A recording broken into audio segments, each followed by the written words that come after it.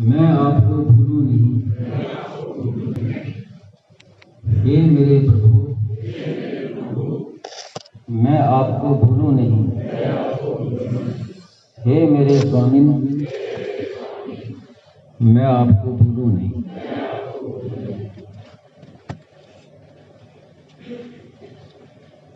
ईश्वर अंश जीव अविनाशी चेतन अमल सहज सुख राशि। तो भगवान का अंश होने से जीव स्वतः अमल है, निर्दोष है, उसमें कोई दोष नहीं। इसी का विवेचन कल भी चला, आज भी चला। तो मूल में सर्वथा निर्दोष, और जितने दोष हैं ये है नहीं, ये आगंतुक है, दोष आए हैं। और वास्तव में विचार करें तो दोषों की सत्ता ही नहीं है, सत्ता केवल गुणों की है। गुणों की कमी को ही दोष कह देते हैं, और गुणों के आश्रित हैं जितने दोष हैं, गुणों पर टिके हुए हैं।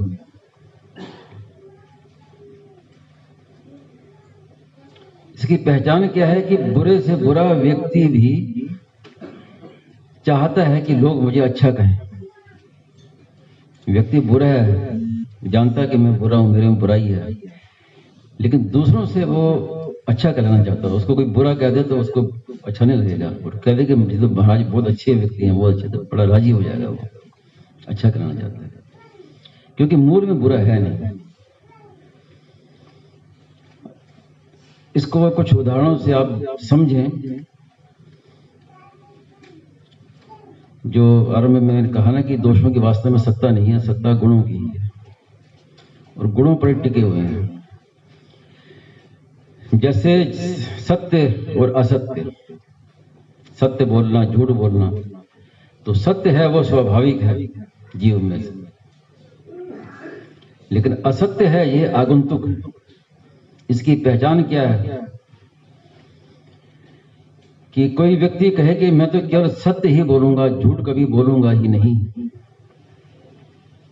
तो उसका पूरा जीवन बड़े आराम से कट जाएगा। और कोई व्यक्ति ये कहे कि मैं तो झूठ ही बोलूंगा, सत्य कभी बोलूंगा ही नहीं,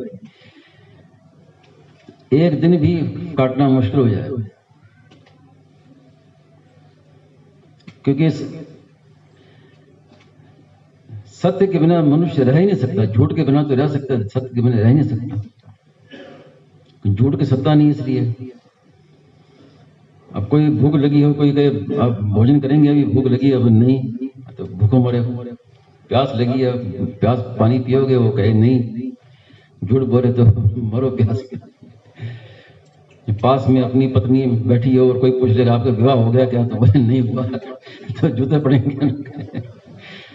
तो क्या है कि झूठ आपका एक कोई करे कि मैं तो आज झूठ ही बोलूंगा, तो एक दिन काटना मुश्किल हो जाएगा, और सत्य बोले तो पूरे जीवन आराम से कट जाएगा। और कितने व्यक्ति सत्यवादी हो गए, आप शास्त्रों में पढ़ो, सत्यवादी हरिश्चंद्र कई सत्यवादी।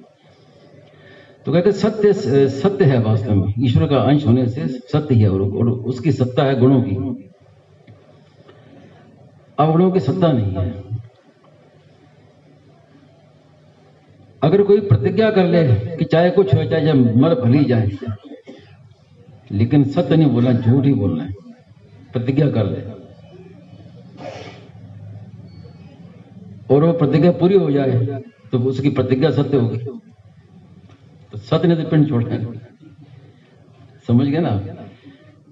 अगर प्रतिज्ञा कर ले कि मैं तो झूठ ही बोलूंगा, तो उसकी प्रतिज्ञा सत्य हो जाएगी, तो सत्य से वो बच नहीं सकता। तो दोषों को देखना जो है, आज महाराज ने जो विशेष जोर दिया कि किसी में भी दोषों की स्थापना ना करें। और एक बात इसमें और विशेष स्वामी जी महाराज कहते थे, प्रवचन में शायद आई कि नहीं आई, कि दोषों की स्थापना ना दूसरे में करें, ना अपने में करें। अपने में भी, हाँ, अपने में भी दोषों की स्थापना ना करें। अपने में दोषों की स्थापना करेंगे तो वो दोष अपने में स्थायी हो जाएंगे, निकलेंगे नहीं जल्दी से। कोई मान ले कि मैं तो कामी हूं, मैं तो क्रोधी हूं, तो जल्दी मिटेंगे नहीं काम क्रोध। और साधकों के आगे सबसे बड़ी समस्या क्या है कि जीवन लगा देते हैं दोषों को मिटाने के लिए और वो मिटते हैं नहीं। कारण क्या है कि दोषों जिनके सत्ता ही नहीं है उनको तो अपने में मान लिया, तो सत्ता तो पहले हमने दे दी और सत्ता देकर फिर उसको चाहते हैं हम मिटाना चाहते हैं, तो कैसे मिटेंगे। तो इस बात को बहुत कम लोगों ने समझा है। इस बात को कई बहुत शंकाएं स्वामी जी समझ आती थी कि मेरे में तो दोष है, अब कैसे नहीं माने दोष नहीं, क्रोध आता है मुझे, कैसे नहीं माने मेरे में क्रोध नहीं है। तो महाराज जी कहते थे कि क्रोध आप में है नहीं, और क्या हर समय क्रोध रहता है क्या? अगर ये क्रोध आप में होता, काम क्रोध आदि दोष हैं अगर आप में होते, जब तक आप रहते तब तक वो भी रहते हैं। जैसे अभी सत्संग में बैठे हैं तो महाराज जी पूछे अभी तुम्हारे में क्रोध है क्या? अभी तो नहीं है। तो क्यों नहीं है? हर समय रहना चाहिए। तो इसका अर्थ क्या हुआ कि दोष आते हैं और जाते हैं। आगंतुक का क्या तात्पर्य हुआ कि आने जाने वाले हैं। आप तो निरंतर रहते हैं, लेकिन दोष जो है वो आते हैं और जाते हैं, इसलिए उनको सत्ता नहीं है। उनको सत्ता मत दो। तो अपने में दृढ़ता से मान लो कि मेरे में दोष नहीं है, मैं तो भगवान का हूं, मेरे में दोष नहीं है। अपने को ऐसा स्थापना मत करो अपने में। तो इसमें कई लोगों को ये बात समझ में आई नहीं, बहुत कठिनता से समझ में आई कि मैं कैसे मान लूं कि मेरे में दोष नहीं है। तो इससे तो और दोष पक्का हो जाएगा। हाँ मैं क्रोधी हूं, कहीं नहीं मेरे में कोई दोष नहीं है, तो फिर फिर क्रोध बना रहेगा। तो इसमें महाराज जी ने एक बात, मार्मिक बात कही है कि अगर आप दृढ़ता से ये मान लेंगे कि मेरे में कोई दोष नहीं है, मेरे में क्रोध नहीं है, मेरे में काम नहीं है, तो धीरे धीरे कुछ दिनों में ही वो मिट जाएगा दोष अपने आप। अगर दोष नहीं मिटता तो इसका मतलब आपने माना नहीं है, ठीक ढंग से माना नहीं। दृढ़ता से मान लें कि मैं तो भगवान को, मेरे में दोष कैसे आ सकते हैं।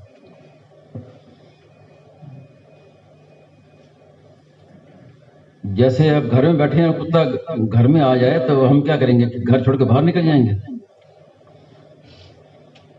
कुत्ता को मालिक थोड़ी हो गया, तो उसको भगाना है, उसको लाठी मार के भगाएंगे।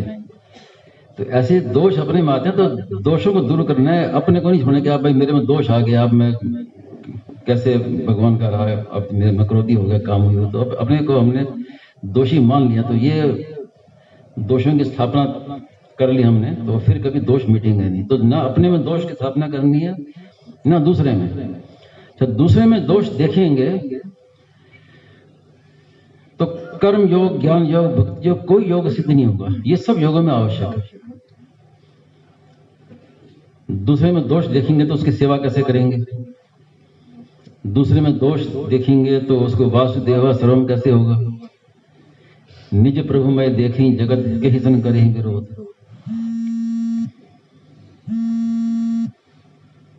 तो खास बात जो ये बताई कि निर्दोषता पर दृढ़ता रहनी, दूसरे पर भी दोष दृष्टि नहीं, दूसरे को भी दोष जो देखे दिखाई दे तो उस दोषों को देखना है, उनको निर्दोष बनाने के लिए, उनको सुधार करने के लिए।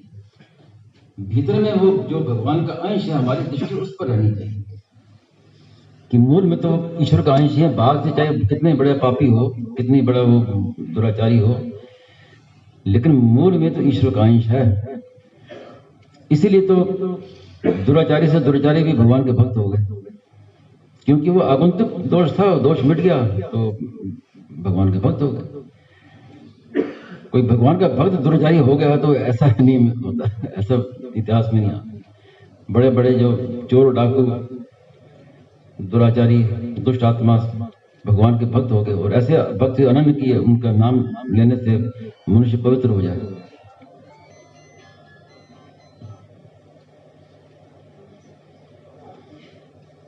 तो निज प्रभु मैं देखी जगत के ही सन करही विरोध। इसलिए मूल में ये बात जो है हर एक साधक के लिए शुरुआत में ही ये मानना बड़ा आवश्यक है कि दोष ना मेरे में है ना दूसरे में है। आज महाराज जी ने बात कही, बड़ी अच्छी बात कही कि आपका व्यवहार ठीक हो जाएगा तो परमार्थ भी सिद्ध हो जाएगा। और व्यवहार कैसे बिगड़ता है, दूसरे में दोष देखते हैं तभी आपस में खटपट होती है, तभी व्यवहार बिगड़ता है। सुनते समय, प्रवचन सुनते समय बात याद आई, कलकत्ते की बात है, सन 1967 उस समय की बात है, मैं उस समय वहीं था। तो वहां एक गुजराती सभा में स्वामी जी को 3 दिन के लिए या सत्संग के लिए आमंत्रित किया कि 3 दिन आपका वहां हमारे वहां आके संस्था में प्रवचन कीजिए। तो 3 दिन स्वामी जी महाराज वहां आए। अब महाराज ने तो सब ग्रस्त की बात कही, तीनों दिन कि घर में कैसे रहें, एक दूसरे से कैसे व्यवहार करें, सब करें।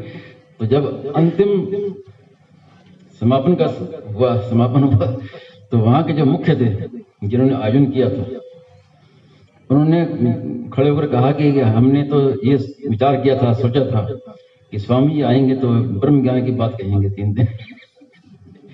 तो स्वामी जी ने ब्रह्म ज्ञान की बात ही नहीं कही, सब गृहस्थी की बात कही, ऐसे उन्होंने आक्षेप पूर्वक कहा। तो जब बोल के वो उठे तो फिर स्वामी जी ने एकदम तुरंत उत्तर दिया। स्वामी महाराज ने कहा कि अकेला ब्रह्म ज्ञान की बातें करोगे तो ब्रह्म ज्ञान की बातें सीख जाओगे, ब्रह्म ज्ञान बिनु नारी नर करी न दूसरी बात। जब घर में रहना आ जाएगा तब ब्रह्म ज्ञान होगा। घर में अगर रहना नहीं, जिसको नहीं आया, संसार में रहना नहीं आया, तो वो ब्रह्म ज्ञान नहीं कर सकता। तो ये बहुत, इसलिए महाराज ने इस पर जोर दिया, बहुत आवश्यक है। इस बात को सुनकर कई लोग कहते थे कि महाराज जी क्या घर गृहस्थी की बातें कर रहे हैं, सास बहू की बातें कर रहे हैं। तो ये मूल बात है जो आज महाराज ने कही कि व्यवहार सुधरेगा तो परमार्थ भी हो जाएगा, सिद्ध हो जाएगा। यहां तक कहा महाराज ने कि आप व्यवहार ठीक कर लोगे, आपका कल्याण हो जाएगा, संसार में रहना आ गया, कल्याण हो जाएगा। और एक बड़ी मार्मिक बात है कर्म योग की, कि केवल संसार की दूसरे की सेवा करना है, अपने तन मन धन से जो भी मेरे पास है, केवल दूसरों की सेवा करना है और निष्काम भाव से, बदले में कुछ चाहना नहीं है,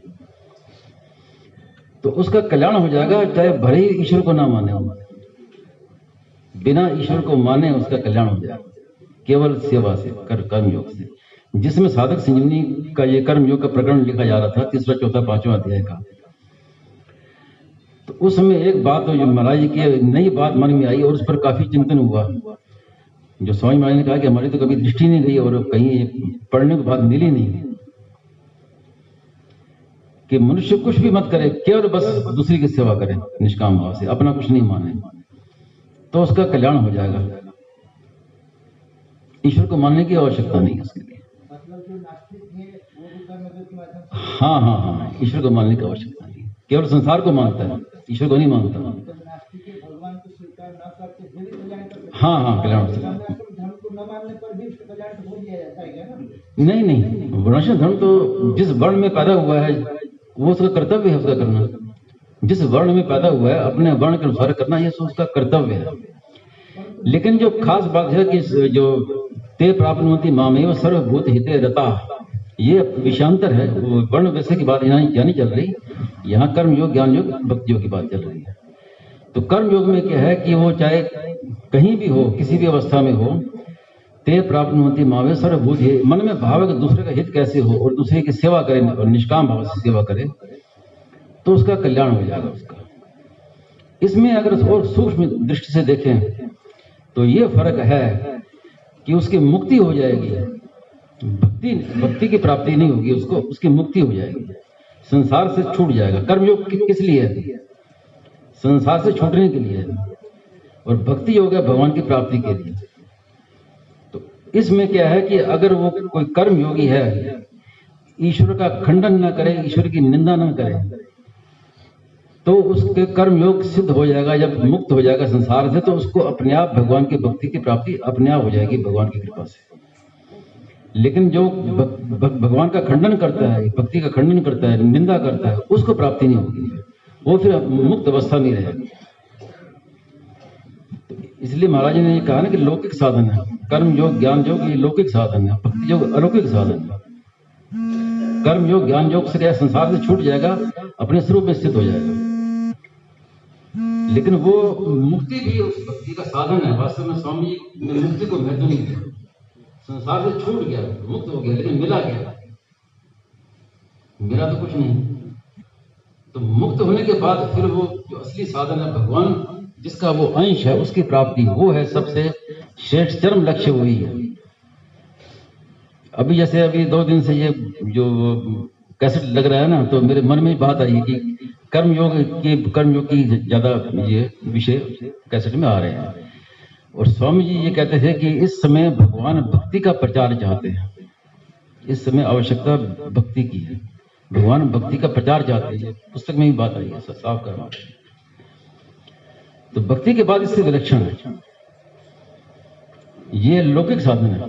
कर्म योग से, ज्ञान योग से हम अपनी मुक्ति हो जाएगी, संसार से मुक्त हो गए, बंधन से मुक्त हो गए, जन्म मरण से मुक्त हो गए, लेकिन प्राप्ति नहीं होगी। जिसके हम अंश हैं उसकी ओर आकर्षण होगा, प्रेम होगा, जो प्रतिक्षण वर्धमान प्रेम, वो हमारा चरम लक्ष्य है। उसके बिना पूर्णता नहीं मानते महाराज जी।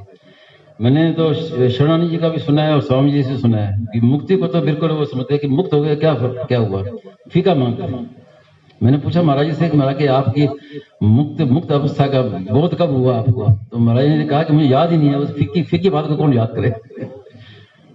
और शरणानंद जी के मुख से सुनी मैंने बात, वट वृक्ष के नीचे ऋषिकेश में, कि मुक्त तो हम बहुत पहले हो गए थे। जैसे कि मामूली कहा है, मुक्त तो हम बहुत पहले हो गए थे, लेकिन मन में एक इच्छा थी कि भगवान का दीदार हो जाए। ऐसे दीदार शब्द कहा उन्होंने, कि मन में ये बात रही कि दीदार हो जाए।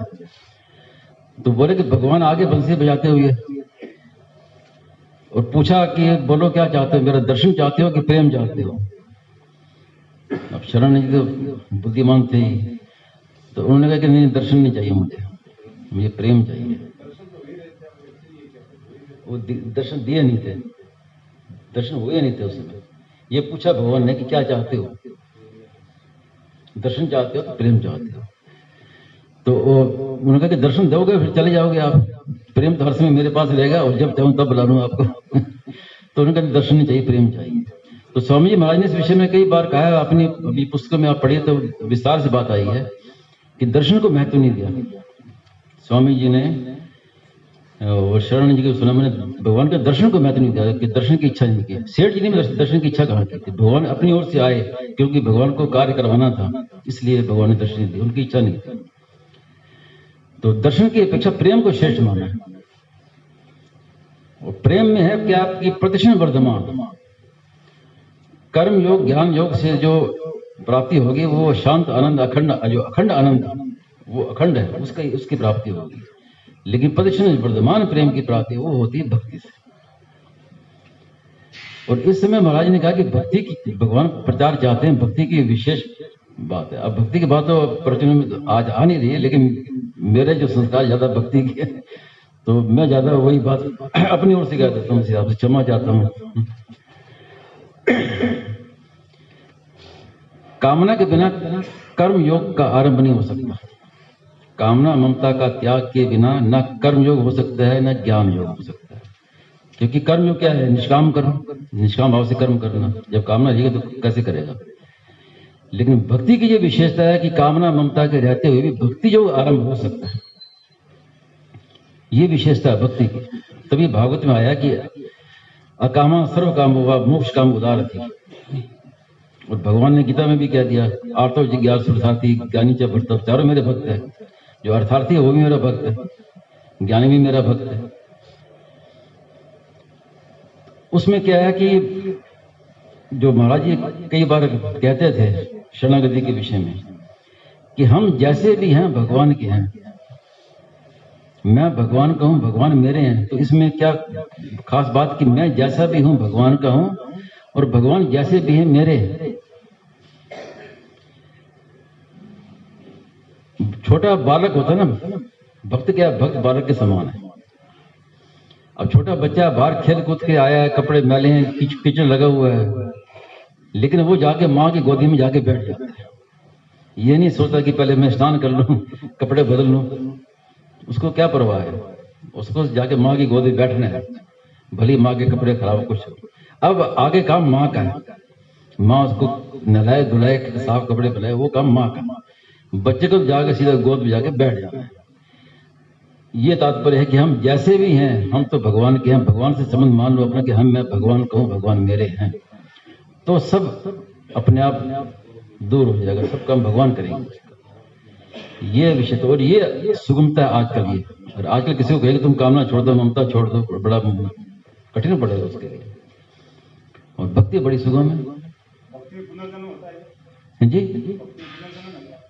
भक्ति में पुनर्जन्म होता है क्या? नहीं नहीं, पुनर्जन्म की तो बात है, पुनर्जन्म तो मुक्त को भी नहीं होता। भक्ति तो मुक्ति से भी ऊंची चीज है। मुक्ति तो भक्ति का साधन है, वो तो मुक्त हो गया तो भी उसका दोबारा जन्म नहीं होगा। और भक्ति तो साध्य है, उसमें तो प्रश्न ही पैदा नहीं होता। और भगवान जैसे भी मेरे हैं, इसका तात्पर्य क्या है कि भगवान अगर बड़े दयालु हैं तो भी मेरे हैं। अब कोई कहे भगवान तो मेरे दया है ही नहीं, भगवान तो बड़े कठोर है, तो भले भले कठोर हो, अब तो है तो वही मेरे, अब और कौन है?